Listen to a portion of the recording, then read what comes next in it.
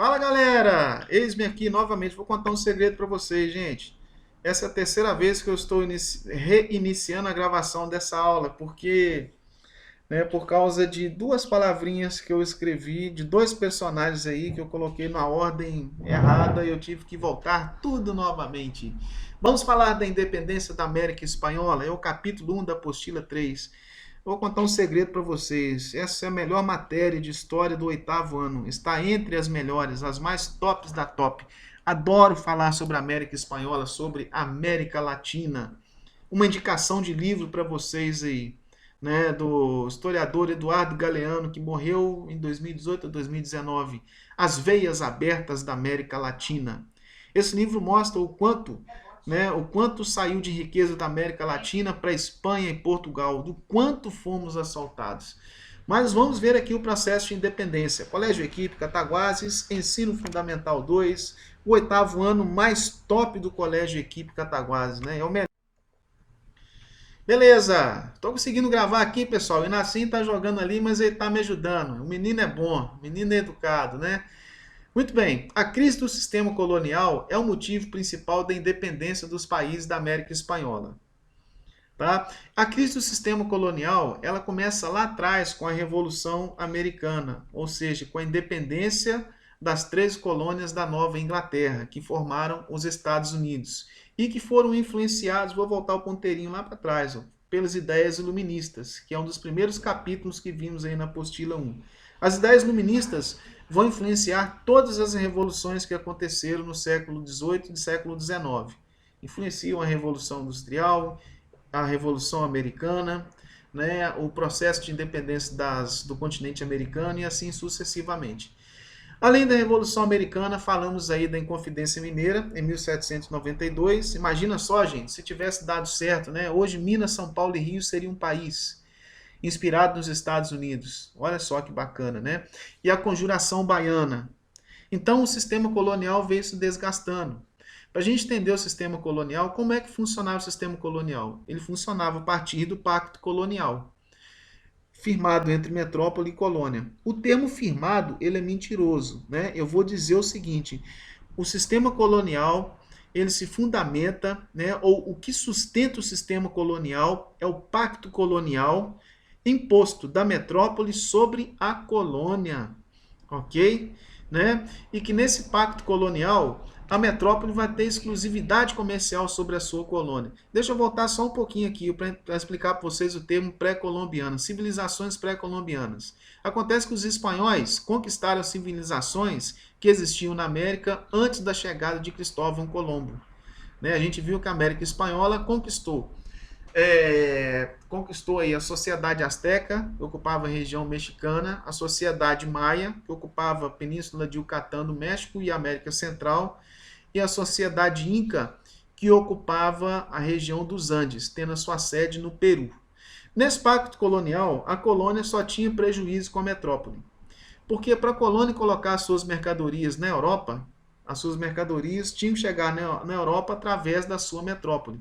Vou falar aqui entre América Espanhola e Espanha, ok? Então você imagina o seguinte, o que as colônias ofereciam para a metrópole? Matéria-prima e produtos agrominerais. O que são os produtos agrominerais? Os produtos agrominerais são as culturas agrícolas e minerais metálicos preciosos. Culturas agrícolas, vou dar 3 exemplos para vocês aqui. O tabaco, o algodão e a cana-de-açúcar. Para a colônia, colocar essa mercadoria na Europa, quem comprava era a metrópole. Vou imaginar que a metrópole pagava um preço de R$ 10 no açúcar, numa certa quantidade de açúcar, e vendia a 20 na Europa. Então a metrópole já ganhou R$ 10 de lucro aqui. Agora, a metrópole exportava para a colônia os produtos manufaturados, ou os produtos semi-industrializados, que seriam aí tecido, chapéu, bebida, sapato, móveis.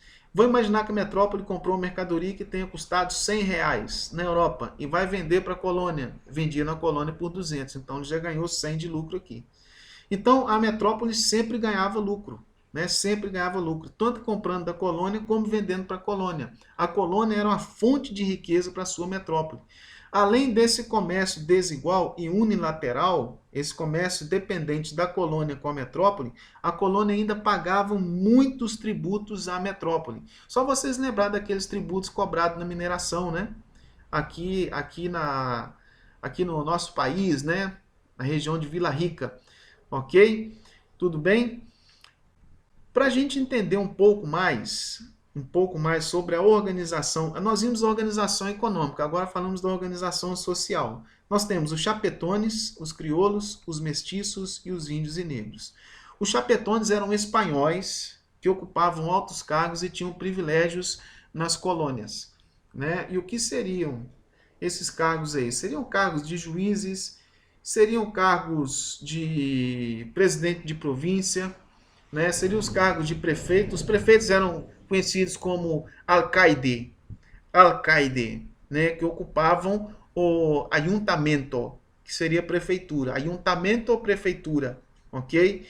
Né? E você tem aqui a presença dos cabildos.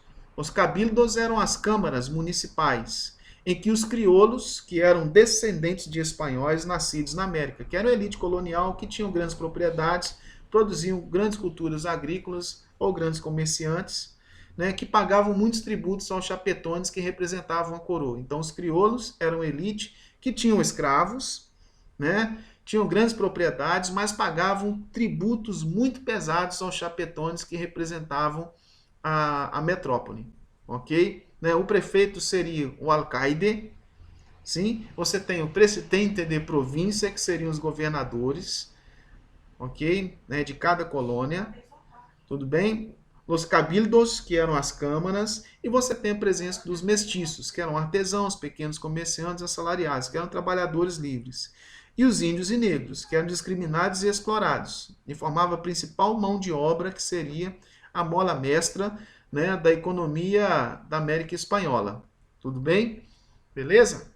Vamos passar aí, vamos falar das revoluções então. Eu vou dar 5 segundos para vocês mentalizarem esse mapa. É muito interessante que em todos os estudos de história, de geografia, de modo geral, vocês tenham a capacidade de criar mapas mentais. Ok? 5, 4, 3, 2, 1. Muito bem. Essas aqui eram as colônias da América Espanhola. Vice-reino de Nova Espanha, Capitania General de Flórida, Capitania General de Cuba, Capitania General de Guatemala, Capitania General de Venezuela, Vice-reino de Nueva Granada, Vice-reino de Perú, Vice-reino del Río de Plata, e a Capitania General de Chile. São as colônias que, após conquistar a sua independência, formaram os países México, Haiti, Cuba, República Dominicana, Venezuela, Colômbia, Equador, Peru, Bolívia, Paraguai, Uruguai e Argentina, Chile. Vamos falar da independência do México, 1821, da independência do Haiti, que foi o primeiro país da América Latina a conquistar sua independência, depois dos Estados Unidos, 1804, do vice-reino de Nova Granada, que vai ser Venezuela, Colômbia, Equador, ok? Né? Depois aqui eu tenho o Peru, que vai entrar na independência aqui na região do Prata de Argentina, Uruguai e Paraguai. Depois o José de San Martín, que foi um dos líderes, uma das grandes lideranças dessa independência aqui, avança sobre o Chile e o Peru. Ok? Mas o grande nome da independência da América Espanhola, né, vai ser o Simão Bolívar. Ok? A gente vai estudar um pouco sobre eles. As Guianas eram colônias da França, da Inglaterra e da Holanda. A Guiana Francesa ainda é território da França, Suriname da Holanda e a Guiana da Inglaterra. Ok? Muito bem. Mapa mental. Beleza. Passando. Falamos de Haiti. A Revolução Haitiana. A Revolução dos Escravos, dos Negros. Haiti seria a colônia de São Domingos, que vimos lá atrás no mapa. Né? O que acontece? O Haiti inicialmente foi colonizado, a colônia de São Domingos. E São Domingos foi colônia da Espanha, depois os franceses tomaram dos espanhóis. Você tem Você tem um cenário de extrema violência dos franceses contra os escravos. A motivação é a de sempre, a exploração, violência e exploração do sistema colonial, né? O colonial e escravista dos franceses. As ideias começam em 1791. Acontece que aqui nós temos o seguinte: com a Revolução Francesa, na época dos jacobinos, olha só como tem uma ligação. Nós vimos sobre a Revolução Francesa. Os jacobinos decretaram a abolição da escravidão em todas as colônias francesas, incluindo São Domingos, que seria o Haiti, né? Beleza, eu dei uma pausa aqui que eu tive um pequeno problema. Então você tem o seguinte, partindo dessa ideia aqui, os haitianos, né, imaginaram que, né, estavam livres da escravidão, e aí vai surgir um grande personagem, que vai ser o Toussaint Louverture. Toussaint Louverture, ok? Que vai liderar um movimento de rebelião, um movimento de independência, tá? Entre os haitianos, entre os escravos, são líderes negros. E aí Napoleão, em 1801, responde, né, essa ideia de rebelião, de movimento separatista por Toussaint Louverture. E aí Toussaint Louverture acaba sendo preso, ok? Né? Acaba sendo preso e acaba morrendo na prisão. Só que essa ideia, o calor desse movimento separatista ainda estava vivo, né? A chama estava pequena, mas estava acesa. E aí vai surgir outro personagem, vai ser o Jean-Jacques Dessalines, o antigo líder aí, o Jean-Jacques Dessalines, que assume a liderança e reinicia a luta contra os franceses, né? Que vai derrotar e vai declarar a independência, ok? Então, a característica aqui é que se foi uma revolta dos escravos, ok? Uma revolução que veio de baixo para cima. Os revolucionários foram influenciados pela Revolução Francesa, né, através dos ideais de igualdade e liberdade, lutavam pelo fim do sistema escravista, todos os negros foram libertos, ok? E os brancos e mestiços que trabalhavam para a colônia francesa foram expulsos do Haiti. Aí você tem a figura de dois líderes, né? O Toussaint Louverture, esse aqui, e aqui o Jean-Jacques Dessalines. Jean-Jacques Dessalines, ok? Beleza? Então aí nós vamos partir para a Revolução do México, la Revolución Mexicana. Muito bem, Independência de México, Revolução Mexicana. A Revolução Mexicana tem muito a ver com o período napoleônico. Olha só, gente, como uma coisa está ligada com a outra, né? De tudo que a gente viu, né? Tudo que a gente viu lá tem uma ligação com a nossa história. Napoleão Bonaparte, quando ele chega até a França, ele vai destronar Fernando VII. Fernando VII não é mais rei da Espanha. Quem passa a ser rei da Espanha vai ser o José Bonaparte, irmão de Napoleão Bonaparte. E aí os mexicanos observaram o seguinte: o trono espanhol está vazio. Nós já pagávamos elevados tributos à Espanha. Agora que José Bonaparte é declarado como rei da Espanha, quer dizer que nós, mexicanos, vamos pagar tributos a Napoleão Bonaparte, vamos pagar tributos à França. E nós não queremos pagar tributos para a França, então vamos lutar pela independência. Né? José Bonaparte não era reconhecido como rei. E aí você tem a presença de dois líderes, los padres, ou em espanhol, los curas Miguel Hidalgo e José María Morelos. Sí, los curas Miguel Hidalgo e José María Morelos, que vão lutar pela independência, né? Mas acontece que não vão obter sucesso, porque a elite dos crioulos, cara, tira esse O daqui, né? Acabei escrevendo croiolos, então coloca aí, ó, tô fazendo a correção aí, desculpa aí, pessoal. Você tem a presença dos crioulos. Os crioulos não apoiam os mestiços e não apoiam o padre Miguel Hidalgo e José María Morelos. Sim?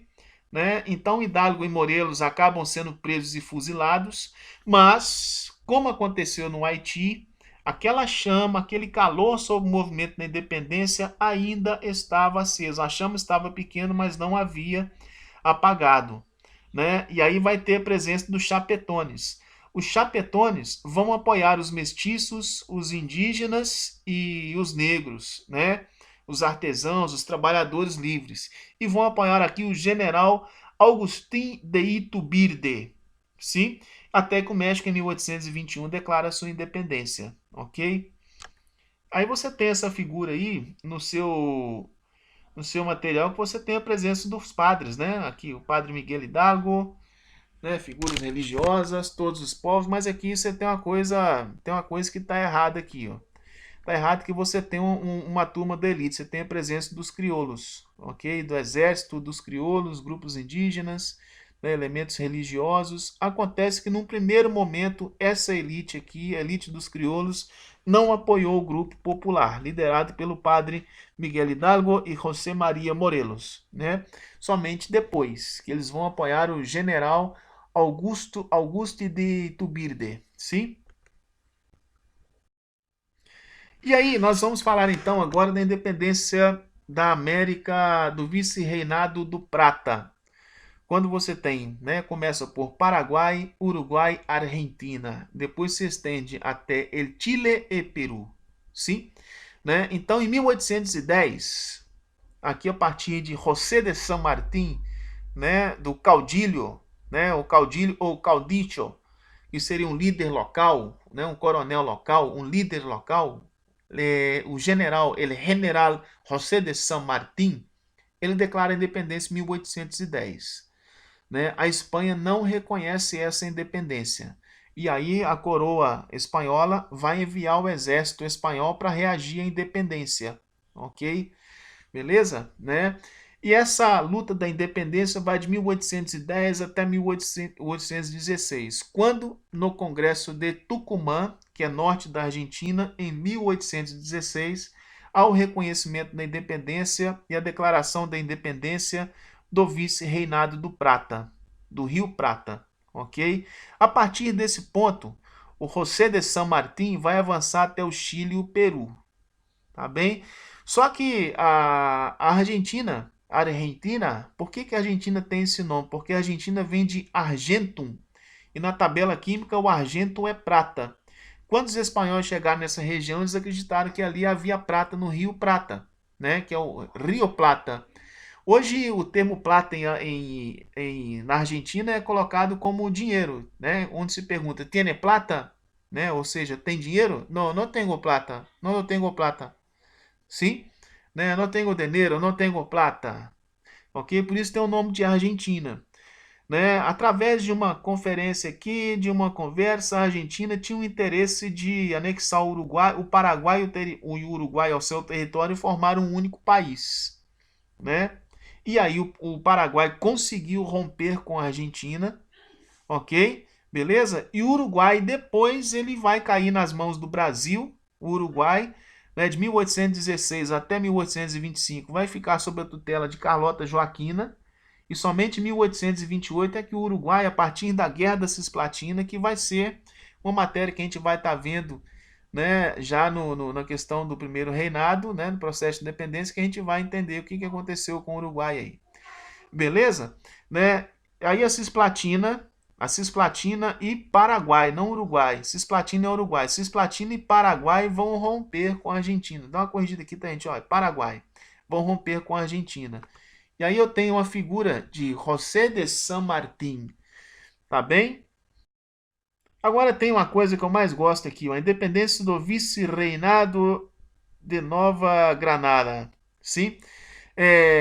Em 1810, Francisco Miranda vai iniciar a rebelião contra a metrópole espanhola. Essa região de Nova Granada aqui vai ser representada pela Colômbia, Equador e Venezuela. O norte da América espanhola, né, o norte da América do Sul, era mais ocupado por tropas espanholas. Então essa luta aqui foi mais longeva, ela foi mais dura, foi mais complicada, né? Demorou-se mais tempo. O Francisco Miranda, ele na verdade ele era, não lembro se ele era espanhol ou francês. Ele foi contratado, inclusive quem trouxe o Francisco Miranda para o Brasil, né, que ele era um militar e tal, foi o Simão Bolívar, ok? Só que essa ideia aqui do Francisco Miranda não obteve sucesso, ele acabou sendo preso. O Simão Bolívar assume a luta da independência que vai se estender até 1821. Tá? E o Simão Bolívar vai conseguir. O Simão Bolívar era um crioulo da elite venezuelana. Ele abre mão de toda a sua riqueza, de toda a sua herança, de todas as suas posses para investir no exército, para investir na luta da independência, né, do vice-reinado de Nova Granada. Que depois que ele conquista a independência, ele vai fundar aqui a Gran Colômbia, né? A Gran Colômbia aí organizada, né, integrada aí pela ideologia do bolivarismo, né? Todos estavam integrados, Equador, Colômbia e Venezuela, a partir de Simão Bolívar, né? Só que os equatorianos não reconheciam Simão Bolívar, não tinham reconhecimento do Simão Bolívar como representante do Equador. A Colômbia menos ainda, porque eles viam Simão Bolívar como um venezuelano. Foi difícil para Simão Bolívar manter esses três territórios integrados aqui na Gran Colômbia, né? Que ficaram unificados até 1831, ok? Né? Após a morte de Bolívar. Quando Bolívar vem a falecer, acabou, né? Você tem um desmembramento aí da Gran Colômbia. Você tem Colômbia, Venezuela e Equador. O Simão Bolívar era um venezuelano que lutou muito para a Colômbia. Ele se preocupou também. Deixa eu colocar a foto dele aí.